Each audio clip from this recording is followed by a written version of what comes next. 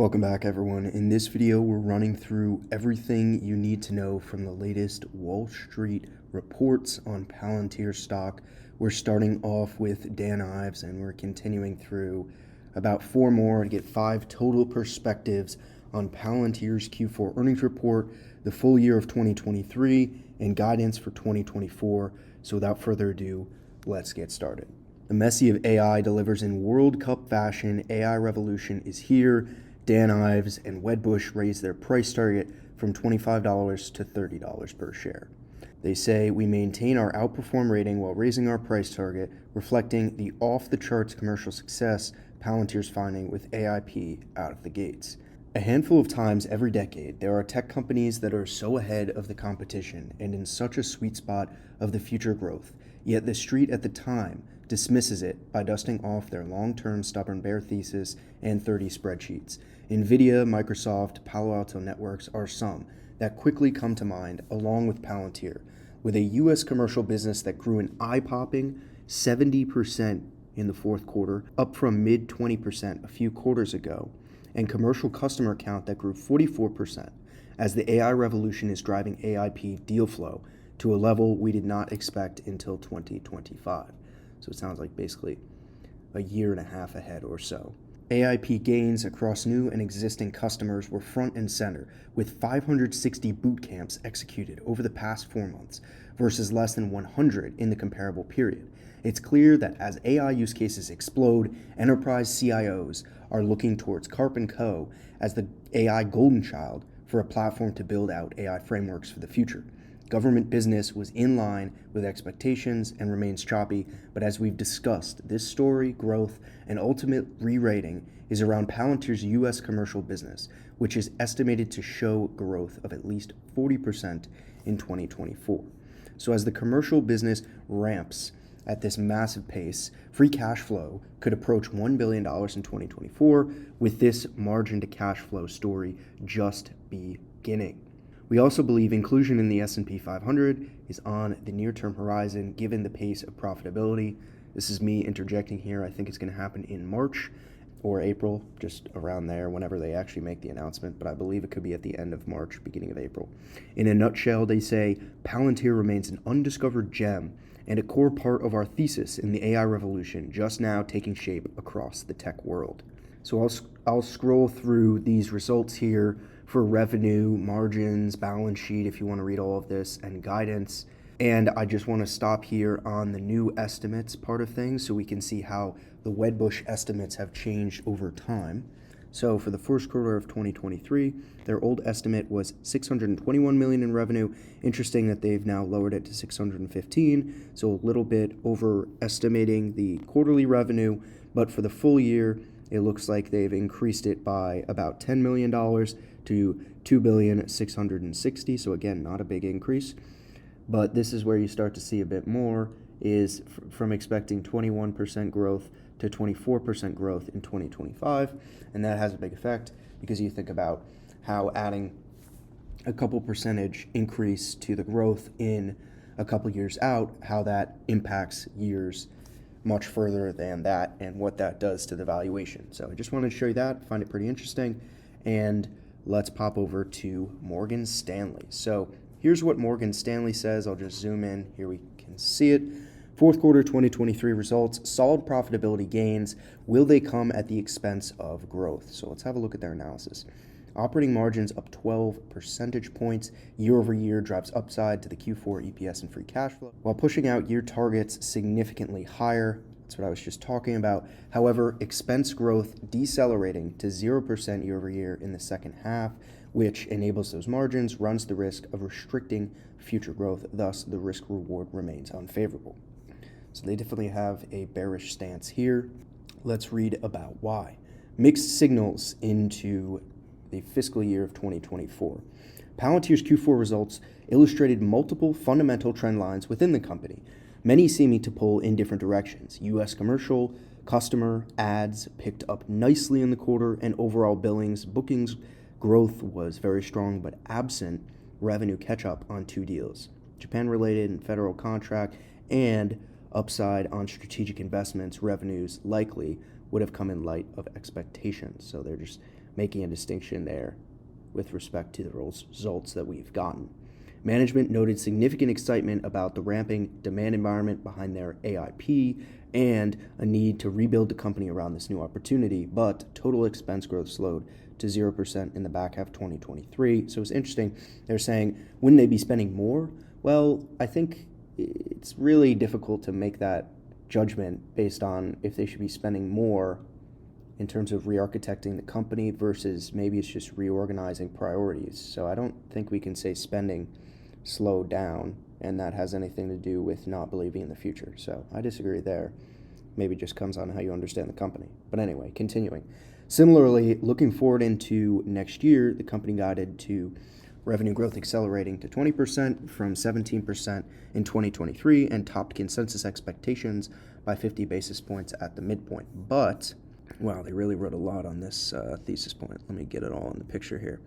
The Q1 guide looks for revenue growth to slow subsequently to 17% year over year and came in slightly below consensus. One signal, which was very clear in the quarter, was the improved profitability as Palantir saw operating margins up nearly 12 percentage points year over year and came in 350 basis points ahead of consensus expectations. Further, fiscal year 2024 guidance looks for operating margins to expand an additional 400 basis points, which pushes the operating income guide 13.5% ahead of consensus. Bottom line, the pull forward of profitability is undoubtedly a positive in better supporting the current valuation of shares, but the constrained investment in the business at the time of rapid innovation cycles in AI, where Palantir looks to be competing with massively funded hyperscalers, may risk the forward growth outlook and the back half acceleration management assumes in their guide. So again, I disagree with that, but they're just saying it in a different way. While our forward revenue estimates remain relatively unchanged, reflecting this risk of underinvestment, our EPS and free cash flow estimates are materially higher, taking our price target from $9 to $12. Big increase. Great work, Morgan Stanley. With the shares currently trading at 15 times EV to calendar year 2024 sales, or 1 times EV to calendar 2024 sales to growth versus the large cap median of less than 1, or 52 times or upward. Anyway, they're talking about multiples now, not worth reading, worth thinking about though. Obviously, I'm not saying it's not worth thinking about, but I really don't think their argument here makes sense. Let me know if you think it makes sense. I really don't. Like, I'm not trying to dismiss it. I just don't think it makes sense. Like, I would love if there was a thesis point that I could discuss and take the other side on, but I just don't understand it, honestly. So what worked well? We don't really have to go through this because it's mentioned in other reports, but Q4 commercial revenue growth accelerated, sustained growth in total customer count driven by U.S. commercial, momentum in large deals, operating margin results and guidance topping estimates, and strong free cash flow generation. Areas to monitor. Total revenue beat due to one-time factors. So what are the one-time factors that we talked about a little bit earlier? They were saying this Japan-related and government-related additional catch-ups and $6 million in upside versus the initial strategic investment guide. It's basically just what they're saying. I'm largely going to ignore this. It's one time, so that's why Palantir gives guidance, is to get a better sense of that. And playing into what I just said, the first quarter revenue guide is light in their eyes, and so that's because we had a one-time benefit. That's basically all you say there. Government business slowed again in Q4. It grew 11% year over year from 12% and then from 15% before. So that's not great. That's, really not great. And international commercial is still weak. It grew 11% and 14% compared to 15% and 4%. So international commercial definitely has been weak, and so has the government business as a whole, and that's why U.S. commercial is what's powering the stock and powering the business, because that's the highest margin, that's the highest multiple, it's really the highest growth overall, and if all of the businesses were firing on all cylinders, stock would probably be double where it is, but government business is dragging a bit, and so are, some of the regional aspects as well, but that's just what you have to deal with, right? So it's worth keeping in mind that it is a risk to the company that these other avenues of revenue and sales channels don't pan out as well as some people are expecting. or they could completely reaccelerate and catch everyone by surprise.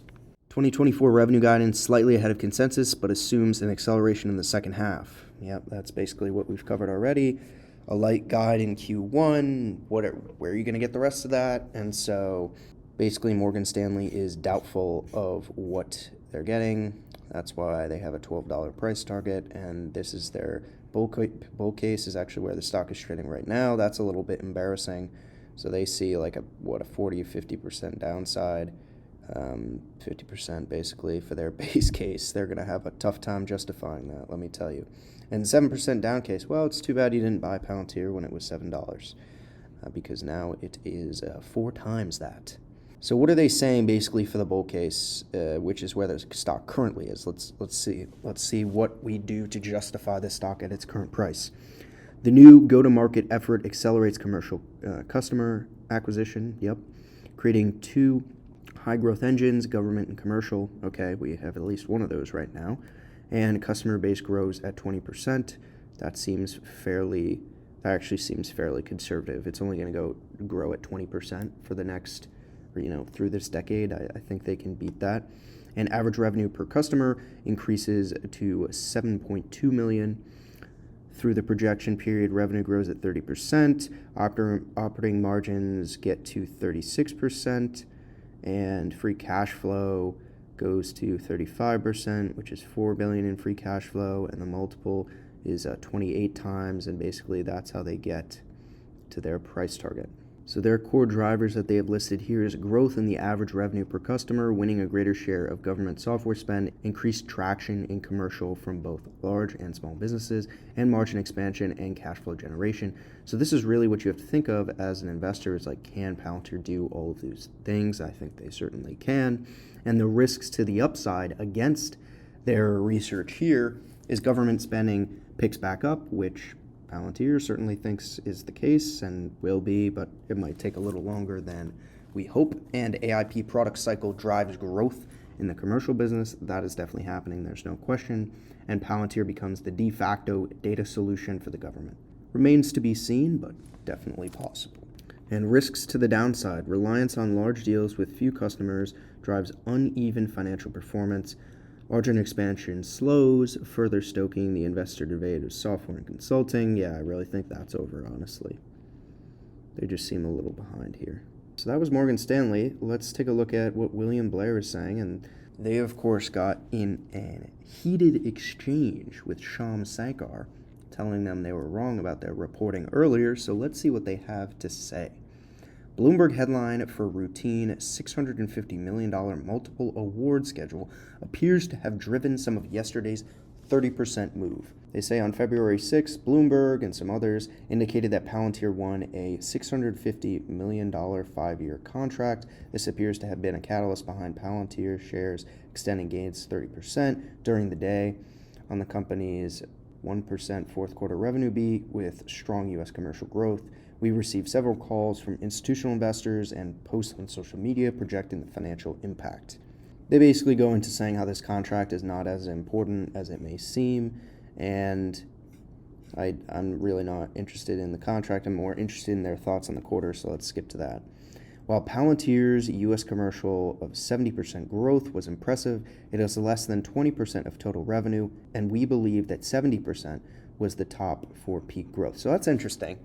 I haven't really stopped to think about the mix, as you would say, in the business. Is you have to figure out what is the breakdown between, if you think about it, you hear Alex Karp say USG, that's U.S. government, and then of course they have international government revenue, and U.S. commercial is the strongest right now, which is why it's the biggest focus. And you think about the earnings calls as the conference calls being really marketing the stock to investors and marketing to potential talent, right? Trying to recruit employees. You show off what's the flashiest. So you might listen to the conference call and think, oh, the business has never been better. And that's true, but it's most true for one of the 4 segments of revenue. So very helpful. I'm glad they mentioned it's only 20% of total revenue, because you can see that as an opportunity and as a bit of a risk, right? They could, as we were saying earlier, really capture some of these other ones, or You can see it as maybe the market's overpricing Palantir. I don't think that's the case, but got to be aware of these things. Sequential revenue only increased 8% when excluding SPACs. My God, I can't believe we're still on this whole thing about the SPACs 3 years later or whatever it's been. It's just so discrediting. Why would you don't see anyone else talking about the SPACs. I think William Blair just hates Palantir. Palantir trades at 76 times our 2025 free cash flow estimate with 19% revenue growth. Over the next 12 months, we expect Palantir's multiple premium to narrow as a result of competitive pressures for new defense contracts and slowing commercial growth. Accordingly, we reaffirm our underperform rating. Risks to the downside include competition from government. Risks to the upside include optimism associated with the impact of AIP. So here's a nice graph that they've done about Palantir's annual revenue deceleration from elevated Microsoft, AWS, and Databricks competition. Not really sure that's why, because a lot of the deceleration was based on government, and I don't think we have Microsoft, AWS, and certainly not Databricks competing against Palantir's government capabilities. But you'll see, there it is, right? And so the question is this a trough? And Palantir's projecting an increase and could be building a base here. And we've been talking about this for a while, and it certainly seems like that's the case, which really does refute what William Blair is even saying here. Some more points from them. They say core fourth quarter revenue, excluding SPACs, missed consensus by 1 million. That's interesting, right? But the SPACs is so de minimis at this point. It caused them to miss by 1 million, but they beat by 5 million. Like, that's a $6 million difference, and you use that to charge your thesis. Like, I really don't understand or care at this point. Like, it was a great bear case when Palantir was $20 and it fell to $5, but anymore, I think it just doesn't make any sense to focus on it. But so they say when including revenue from SPACs, fourth quarter revenue beat by 1%. Okay, we already know that. Adjusted operating income was $209 million compared to consensus of $187 million. It's a bright spot for the company, and fourth quarter growth of 71% accelerated from 38%. Management attributed the strength to AIP pilots. Yep, that's for sure. Here we are back on government deceleration to 10% from 12%, and the guidance is mixed. What do they have to say about this? First quarter guidance compared to consensus, so a little bit under, and this is what we were reading earlier from Morgan Stanley. Basically, they came under on revenue and above on operating income, showing that there's increasing financial leverage of the business, which means they make more for every dollar that comes in revenue. The question is, how much can they actually grow so that more dollars of revenue come in? What did they change for their estimates? It looks like they lowered their revenue estimate, so they cut it by $5 million. Okay, that's a rounding error. And EPS, they raised significantly. They raised EPS by 27% for the year. That is a horrible miss by them. They way off, right? Way off. And they say that it's an underperform. Well, their research is underperforming, let me tell you. Now here's Deutsche Bank with a sell rating on Palantir. Okay, their price target's $18, so not that far out of the way, but it'll be interesting to see what they say nonetheless. Let's just take it on. We don't need to read their summary. We can read their actual research here. What we liked. Number one, the U.S. commercial business posted another stellar quarter. Number two, on the back of broader excitement around Gen AI, Palantir has been able to complete over 500 of these customer boot camps in only 4 months, no doubt contributing to the strong deal metrics. And number three, based on the success they are seeing, management now expects U.S. commercial revenue growth of 40%, on pace to hit CEO Dr. Alex Karp's previously stated target for $1 billion run rate by 2025. Okay, that's good. And number four, non-GAAP operating margin was 34% above. Okay, we already talked about that. Number five, even with increasing investment to scale the AIP go-to-market effort, 2024 non-GAAP operating margin guidance of 32% was well above the prior consensus of 29%.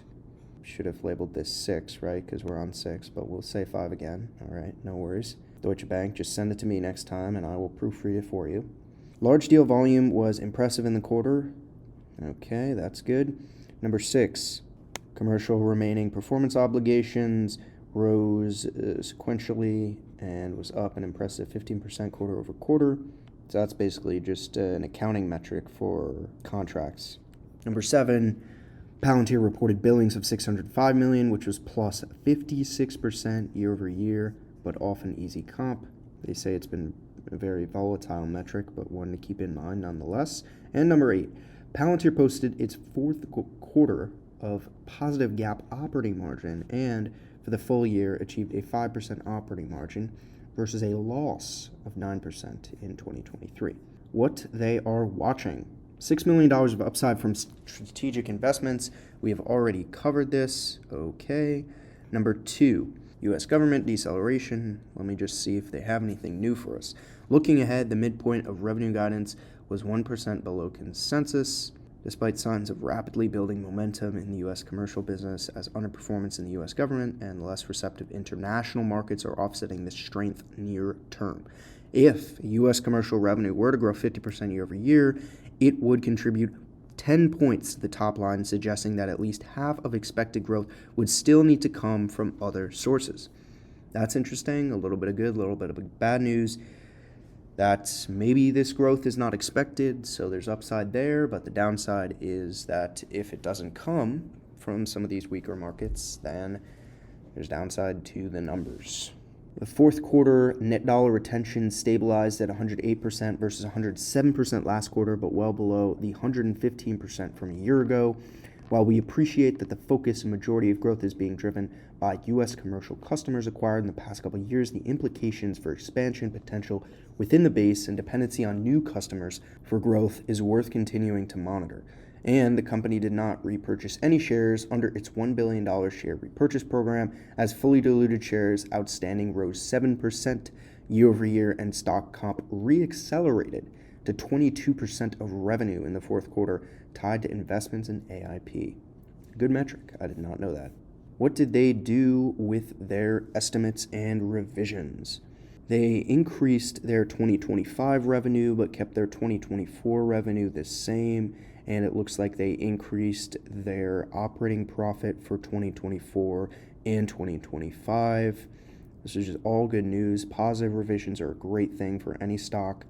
And they increased their price target to $18 from $12, which is a huge bump. Let's have a look at their key charts here. There's the government deceleration and the commercial acceleration, so really some divergence. And let's see, this is the top 20 customers and how much of the total they are. That's definitely interesting. Operating margin really exploding. Great to see. Number of customers. I love to see that. So with that said, hopefully this was a helpful video and taught you something new about the quarter for Palantir and at least got you thinking more about the future, the quarters to come, and where Palantir is going to end up. So with that said, hope you enjoyed. Until next time.